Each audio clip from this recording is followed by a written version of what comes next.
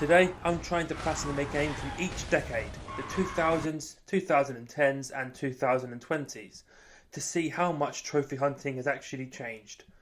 Older games used to offer less hand-holding, harsher difficulty spikes and generally a more punishing trophy list. Today I want to see if that memory is real or just nostalgia. The first decade is the 2000s, and the choices are very limited because trophies only launched in 2008. Plus, I already had most of the big titles already completed, like Uncharted or Modern Warfare 2. So I picked something I'd never touched and honestly never even heard of. Eat Lead, the return of Matt Hazard. Although I'm not sure where he's returning from, as I've never heard of him. All I knew going in is that it's a third-person shooter released in 2009. I did no further research, read no reviews, and just a quick look at the trophy guide, which stated a 5 out of 10 and 11 to 15 hours, so I took the leap. Stage 1 of the Platinum journey is to just enjoy the game and the story with no missable trophies to worry about. However, to avoid playing through the game twice, I used an old school PS3 cheat code that unlocks the hardest difficulty, Maximum Hazard, straight away, which in hindsight saved me time but ruined my mental health.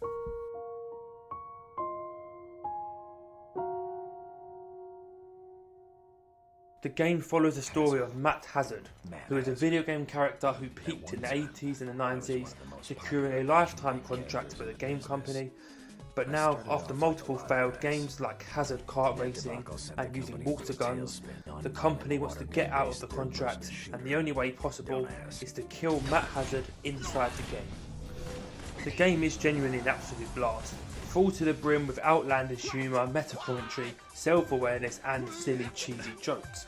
Even the trophies have these. Trophies pop to thank you for buying the game and pausing the game for the first time. The mechanics and the controls though are pretty typical of an early PS3 game, being fairly clunky and janky, especially trying to manoeuvre in and out of cover. No denying it, the game feels outdated by today's standards, but weirdly, that is part of the charm. Quite quickly I figured out that the hard mode in this game was just difficult. There's no way around it, the time to kill is very quick, and any little mistake they will punish you. But a saving grace here, just like the Uncharted games, is the third person shooting round corners mechanic, and when enemies can't see you behind corners in this game, the AI tends to just stand still and allow you to hit very easy headshots. I went into this game expecting a very generic military style shooter, but came out amazed. I wish I could articulate the words to describe how crazy this game is.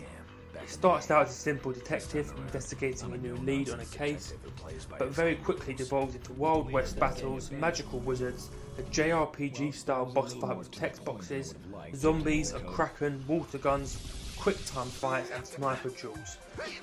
It's like the developers had a meeting and they just chucked every idea possible and wasn't allowed to say no. The game also has funny nods to other game series like Halo, Super Mario, Wolfenstein, Mortal Kombat and Final Fantasy. From the penultimate illusion games. Once the story was beaten though, and without actually going out of my way for any trophies, I was at 34 of the 51 trophies, and all that was left was some fun miscellaneous stuff, like shooting all the meat in the meat locker level, not killing any dancers in the nightclub level, or completing a single level without dying. All easy, quick trophies to get in chapter select, and the platinum was mine in no time. So with the first platinum of this challenge complete, I would genuinely recommend you to give this game a try. Yes, the game is a bit clunky, yes it feels a bit dated, but I genuinely had a good time, and honestly, laughed quite a few times. The platinum is not difficult, but it certainly won't hand it over easily either, and it does demand a bit of respect even when you're using that cover shooting trick. But let's move on now to game number 2. The second decade is the 2010s, which for me was probably my peak gaming years, but there are still plenty of great games that I missed out on, and one of them is Alien Isolation. Released in 2014, this horror game always interested me, but the fear kept me away. And as for the trophies, it's estimated to be a 4 out of 10 and taking about 25 hours. This game is wildly different in terms of gameplay and genre compared to our 2000s game. However, we can still see the progression of the enemy AI, a more recent feeling control scheme, and most importantly, how the trophy hunting experience has changed. In Alien Isolation, you play as Amanda Ripley, the daughter of the hero from the original Alien movies, Ellen Ripley, who travels to the Sevastopol station to find out what happened to her mother, only to end up in a similar fate, being hunted through the station by a xenomorph. Stage 1 of my platinum journey was a bit of a confusing one. I had to play through the game on hard difficulty, without dying and whilst getting all the collectibles. The reason to do this is to avoid a full second playthrough, and there's a little trick to just close the application once you're about to die and you do not register the death. Luckily for me, my instinct to every single jump scare is to slam the PS button, so that worked in my favour. The game doesn't start out scary, it actually gently eases you in, allowing you to explore the Sevastopol at your own pace, until the moment you see the first xenomorph, and everything changes.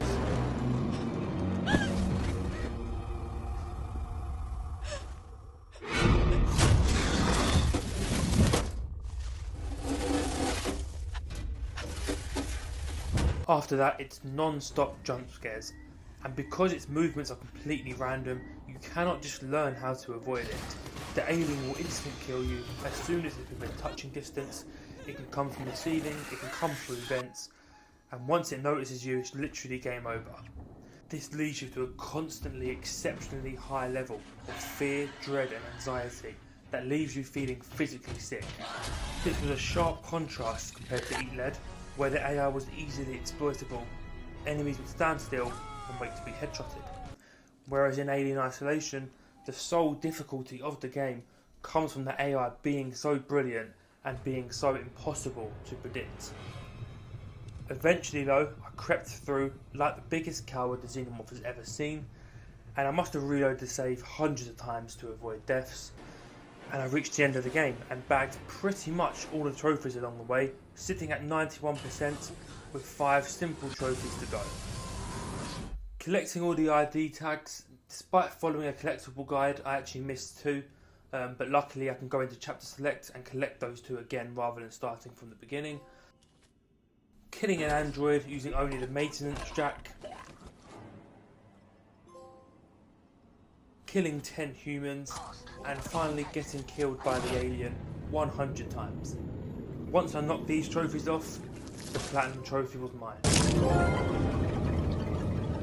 The second game completed, I've got to say, I regret not playing this game years sooner. A genuine fun game, I imagine even more fun if you love the horror genre. The game didn't feel dated despite now being 10 years old. The AI of the alien is actually incredibly impressive even by today's standards. The only negative I can really say is that the game has a lot of confusing backtracking and doesn't always do a good job of helping you to find the next objective, which can sometimes be a little tedious. The platinum is not too demanding though. Hard difficulty is not that hard as you genuinely use stealth and don't engage in much combat, and a no death run can easily be cheesed by loading up old saves. For the final game, we move into the 2020s, and PS Plus actually handed me the perfect case study, LEGO Horizon Adventures. This one instantly shows how much gaming has shifted, the shorter attention span, simpler trophies, lower difficulty, and actually probably a heavier respect for your time. LEGO games used to be infamous for bloated post-game grinds with 50-hour or more platinum journeys.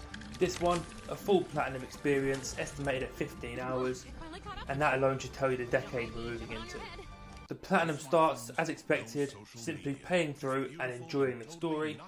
It's a light, humorous retelling of the original Horizon with modern jokes and references. Nobody knows where they came from, or what happened to the ancient world of cars, skyscrapers, and funny cat videos that existed once.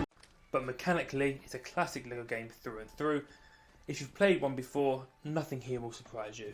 The story itself is essentially just Horizon Zero Dawn, but made a lot simpler. So let's try and recap it in 60 seconds. The game opens with Aloy being found as a baby and raised by the Nora. We are given her main gadget called the Focus and trained to fight machines in a post-apocalyptic world. Unfortunately, the village is attacked by a cult who kidnaps many of the villagers, including the tribe's leader, Tersa, which causes Aloy to be thrust into action to save her. Once Tersa is saved, Aloy goes into the mountains to investigate the cult's activities. She discovers the cults are corrupting local machines and using them to attack other villages and settlements. Once Aloy uncovers the cult's plan to take over the land with corrupted machines, she heads over to their hideout to face Helis, the cult leader. Helis is then defeated and the game is over. Whew. With that rundown over, let's talk trophies. I got most of them just for completing the story, so I then moved on to the Apex machine hunts, hunting down the biggest, most dangerous machines in the game, finding and climbing 3 tall necks, decorating the base, and completing 20 community jobs, which serve as mini side missions that are very easy, just little challenges like forcing 3 villagers to dance at a disco, or sending a villager into space. And finally, like all LEGO games, we do have the post-game grind, getting all 4 characters to level 20. But whilst the grind exists, it only takes about 4 to 6 hours instead of the typical LEGO 40 to 50 hour grind. At this point, all I had to do was keep playing random expeditions over and over again until all characters hit level 20 and my platinum trophy popped. This was a really fun LEGO game. From start to finish, it was always enjoyable and never reaching that level of tediousness that LEGO games usually reach for me. And it's definitely a game I recommend you go and play. This game is definitely the easiest of the 3, which is kind of what I expected going in. As the decades move on, the games generally got easier, as illustrated here.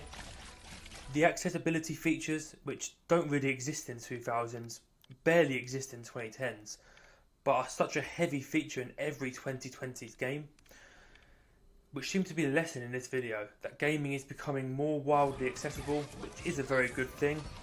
And that's not to say you can't find a difficult platinum out there if you look for it, but most AAA games are looking to maximise their audience, and I would assume they are now catering to the trophy hunting community that has grown so much in the last few years.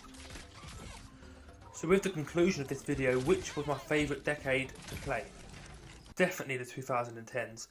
Alien Isolation, despite having me terrified the whole time, I always found myself excited to play it, and I look back on it the most fondly of the 3 games.